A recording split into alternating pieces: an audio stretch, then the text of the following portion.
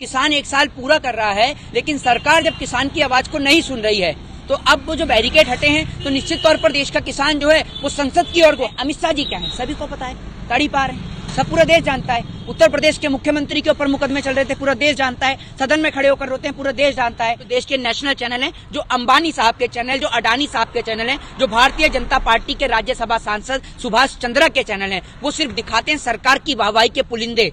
एक डिलीवरी पे आपको कितना पैसा बचता है? एक डिलीवरी पे 2-3 रुपए बचता है। एक डिलीवरी पे 3 रुपए बचते हैं। आप एक बात मुझे बताइए, ये तो पेट्रोल का पैसा भी नहीं निकाल पा रहे होंगे अभी मेरे ख्याल। वही जी, गाजीपुर बॉर्डर पे जो है वो पुलिस ने वहाँ की बैरिकेडिंग सब हटा दी है, तो अब क्या किसान का आगे का कैसे प्लान होगा, क्या करेंगे किसान? देखिए, किसान जो है वो 10 महीने से ज्यादा हो चुके हैं किसान को बैठे हुए, ठीक है ना। अब आप 1 साल पूरा होने वाला है किसानों को बहुत ही जल्द, ठीक है। अब किसान 1 साल पूरा कर रहा है, लेकिन सरकार जब किसान की आवाज को नहीं सुन रही है तो अब वो जो बैरिकेड हटे हैं तो निश्चित तौर पर देश का किसान जो है वो संसद की ओर गुहार लगाएगा। जब संसद की ओर गुहार लगाएगा तो निश्चित तौर पर इस देश की सरकार को सुनना होगा। हमारे इस 1 साल के सफर के दौरान, किसान आंदोलन के सफर के दौरान, आप ये समझिए तकरीबन 650 से ज्यादा हमारे किसान भाई जो हैं वो शहीद हो चुके हैं।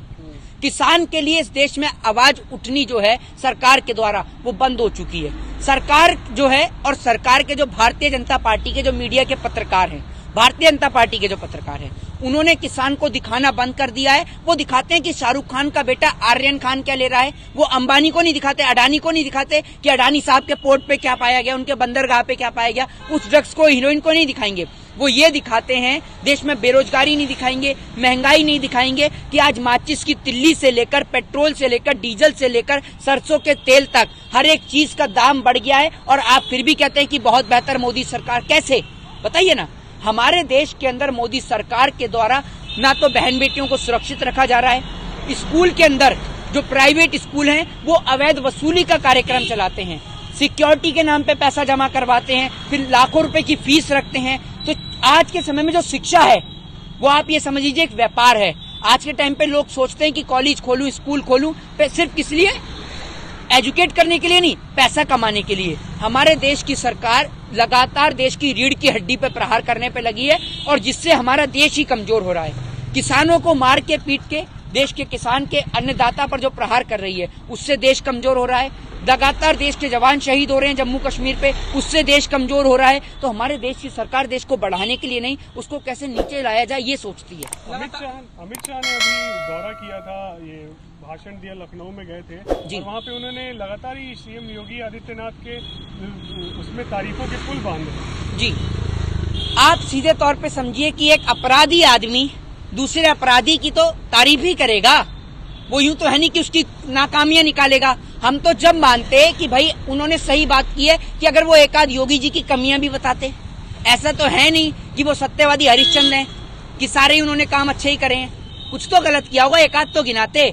तो ये लोग क्या है, अमित शाह जी क्या है सभी को पता है, तड़ी पार है, सब पूरा देश जानता है। उत्तर प्रदेश के मुख्यमंत्री के ऊपर मुकदमे चल रहे थे, पूरा देश जानता है। सदन में खड़े होकर रोते हैं, पूरा देश जानता है। आज ये जो उत्तर प्रदेश के अंदर सोच रहे हैं कि उत्तर प्रदेश की जनता हिंदू और मुस्लिम के झांसे में आकर आपको वोट दे देगी, तो ये आपकी एक गलतफहमी है। ये देश एक धर्मनिरपेक्ष देश है। इस देश के अंदर, इस देश का हिंदू, मुस्लिम, सिख और ईसाई वो धर्मों के नाम पे कभी लड़ाई नहीं करता। वो तो आपने लड़ाया और अंग्रेज भी जो है वो एक बार सफल हो पाए थे, दोबारा अब वो अगर आ जाएंगे देश पे तो सफल नहीं हो पाएंगे। तो आज आपने एक बार कोशिश करके सत्ता बना ली, अब आप दोबारा सत्ता नहीं हथिया सकते। लगातार बिहार में भी बीजेपी नेताओं का कहना है, अभी भी हाल फिलहाल 2 दिन पहले की कहा कि जो बॉर्डर पर किसान है वो असली किसान नहीं, असली किसान खेतों में काम कर रहे हैं। हाँ, असली किसान काजू और हलवा। अरे असली किसान किसको मानते हैं? हेमा मालिनी को मानते हैं, जो मुंबई से आती हैं इलेक्शंस के टाइम पे और फसल काट के दिखाती हैं। बताइए ना आप मुझे, है। और इस देश के अंदर पत्रकार बंधु जो हैं वो हमारे हेमा मालिनी की जो अभी वो जो गया है फेस्टिवल, उसकी फोटो दिखाते हैं, 10 फोटो। किसान की आपके पास एक फोटो नहीं है। पूरे दिन आप सोशल मीडिया से लेकर तमाम नेटवर्किंग साइट जो हैं, जो देश के नेशनल चैनल हैं, जो अंबानी साहब के चैनल, जो अडानी साहब के चैनल हैं, जो भारतीय जनता पार्टी के राज्यसभा सांसद सुभाष चंद्रा के चैनल हैं, वो सिर्फ दिखाते हैं सरकार की वाहवाही के पुलिंदे। सुधीर चौधरी जो कि एक तिहाड़ी पत्रकार है, वो सरकार की वाहवाही दिखाता है, वो ये नहीं दिखाता किसान बैठा हुआ है।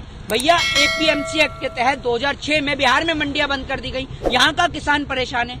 पूरे देश का किसान परेशान है। आज देश का किसान पूरी तरीके से परेशान होके आत्महत्या करने को मजबूर है, लेकिन हमारे देश की सरकार नहीं सुन रही। पेट्रोल और डीजल के दाम बढ़े तो भारतीय जनता पार्टी के नेताओं के बयानों से आप वाकिफ हैं कि क्या बयान दिया उन्होंने, बताइए क्या बयान दिया उन्होंने जी।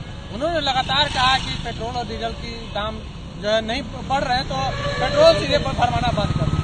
अब ये कह रहे हैं पेट्रोल भरवाना बंद कर दीजिए। एक बात आप मुझे बताइए, जो हमारे भाई हैं, एक भाई मेरे पीछे खड़े हुए, मैं उनसे कहूंगा कि एक बार वो आगे आए, जो जोमेटो और स्विगी में काम करते हैं। मैं चाहता हूं कि वो आए एक बार और इधर आके अपना चेहरा दिखाएं। भाई ये भाई हैं, ये जो स्विगी में काम करते हैं, अभी देख रहे हैं एकदम डिलीवरी कर रहे थे लेकिन फिर भी रुक गए। स्विगी में काम करते हैं भाई। अब आप एक बात मुझे बताइए, अगर ये 100 रुपए लीटर, 120 रुपए लीटर पेट्रोल भराएंगे, क्या दाम है भाई पेट्रोल का? 113 रुपए पेट्रोल का दाम है भैया। 113 रुपए लीटर अगर ये पेट्रोल भरवाएंगे तो आप एक डिलीवरी पे आपको कितना पैसा बचता है? एक डिलीवरी पे 2-3 रुपए बचता है। एक डिलीवरी पे 3 रुपए बचते हैं। आप एक बात मुझे बताइए, ये तो पेट्रोल का पैसा भी नहीं निकाल पा रहे होंगे अभी, मेरे ख्याल से निकल रहा है आपका पेट्रोल का पैसा। कोई रोजगार का साधन इस देश में उपलब्ध नहीं है, इसलिए मजबूरी में आके इनको काम करना पड़ रहा है कि घर को सिर्फ 4 रोटी मिल जाए। ये इससे ऊपर अपने बच्चों को बेहतर शिक्षा नहीं दे पा रहे हैं, कुछ नहीं कर पा रहे हैं। जबकि आप पढ़े लिखे हैं, कितने पढ़े लिखे हैं? 10+। देखिए, पढ़े लिखे होने के बावजूद इस देश में रोजगार नहीं है। अब बताइए आपका कहाँ गया रोजगार का सिस्टम? मोदी जी 2 करोड़ रोजगार का आप वादा कर रहे थे, तो आप रोजगार नहीं दे पा रहे हैं। आप काम करते हैं, क्या करते हैं आप? देखिए कितने रुपए मजदूरी मिलती है, बताइए। 200 रुपए में इस देश का युवा मजदूरी करता है। ये हाल है इस देश का। ऐसे आप डेवलप कराएंगे? आप तो कहते हैं कि मजदूरों को बेहतर बनाएंगे। 200 रुपए मैं देता हूं भारतीय जनता पार्टी के उन तमाम नेताओं को, क्या 200 रुपए में घर चलता है? 113 रुपए पेट्रोल जो आज यहाँ पर हो चुका है, पेट्रोल का दाम, पेट्रोल भरवा रहे हैं, घर कैसे चलाएंगे अपना? बताइए आप मुझे। आप आज के समय में इतनी सारी समस्या है लोगों के पास में कि हर एक आदमी परेशान है। इधर आइए आप। आपका घर का, परिवार का खर्चा चलता है आराम से? जी। कितनी तनख्वाह मिलती है आपको? 9,000 रुपए। कितने से कितने घंटे की ड्यूटी करते हैं आप? ड्यूटी तो 24 घंटा। 24 घंटे की ड्यूटी में आप ये समझिए 9,000 रुपए मिलते हैं। मजदूरी करने पे 200 रुपए, 24 घंटे ड्यूटी पे 9,000 रुपए, 113 रुपए के पेट्रोल पर, 113 रुपए के पेट्रोल पे माह से 2 से 3 रुपए एक डिलीवरी पे बचते हैं। तो इस देश के अंदर बेरोजगारी का ये माहौल है कि लोगों के पास और कोई व्यवसाय नहीं है और कोई काम नहीं है आपके पास, तभी 200 रुपए की मजदूरी करते हैं ना। हाँ, तो ये देखिए, अगर और कोई काम मिले तो आप करेंगे? जी कह रहे हैं कि उत्तर प्रदेश में 7वें नंबर से बेरोजगारी का स्तर उठ के दूसरे नंबर पे आ गया। अब तो ये लोग अमेरिका से तो पकड़ के नहीं लाया मैंने, ये सभी लोग अपने आप रुके हैं यहाँ पर, और रुके हैं तभी इनसे बातचीत की गई है। अभी देखिए और भी लोग वहाँ गाड़ी से रुके हैं, उतर के रुके हैं। बहुत सारे लोग यहाँ पे रुक रहे हैं और लोग परेशान है भैया, यहाँ परेशान है। आपकी वित्त मंत्री कहती हैं कि मैं लहसुन प्याज नहीं खाती, लहसुन प्याज के दाम बढ़ने पर। आपके तमाम नेताओं के पास सिर्फ ऊट पटांग लॉजिक है, आपके पास कोई लॉजिकल बात नहीं है, जिसके कारण आपने आज इस देश को बर्बाद कर रखा है।